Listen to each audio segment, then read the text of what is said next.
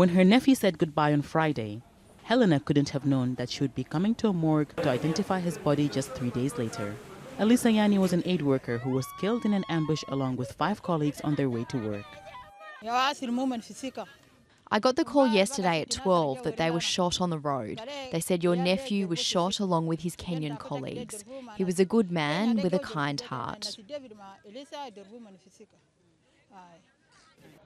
The latest aid workers to be killed has raised the total to 79 during the 4 years conflict in South Sudan. South Sudan gained independence in 2011, and civil war began 2 years later. Thousands have been killed. A quarter of the country's population, that's more than 3 million, are displaced, and 6 million are short of food. Aid organizations work to deliver life-saving services to people in need. Many aid workers have been harassed, abducted, threatened, or killed.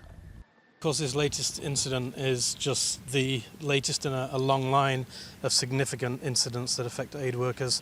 This is the biggest single loss of life of aid workers. The parties to the conflict, all parties to the conflict, seem to be making life more difficult for aid workers in recent months. Fighting and insecurity has forced many to leave areas where they are needed. The recent attack that killed Elisa Yani and his colleagues is not the first this year. 12 other humanitarians have been killed in 8 previous attacks. With South Sudan's conflict expanding and armed groups increasing in numbers, some aid organizations are starting to wonder whether trying to help others is worth the life of their staff. The attack took place in government-controlled territory, 75 kilometers from the capital, Juba. We said if you want to leave out of Juba, you should inform the concerned institutions.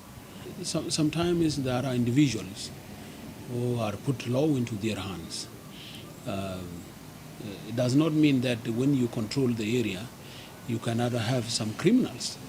Elisa Yani wanted to help, but ended up a victim of the continuing conflict, along with his 5 colleagues. Aid workers remaining in South Sudan fear they will be next.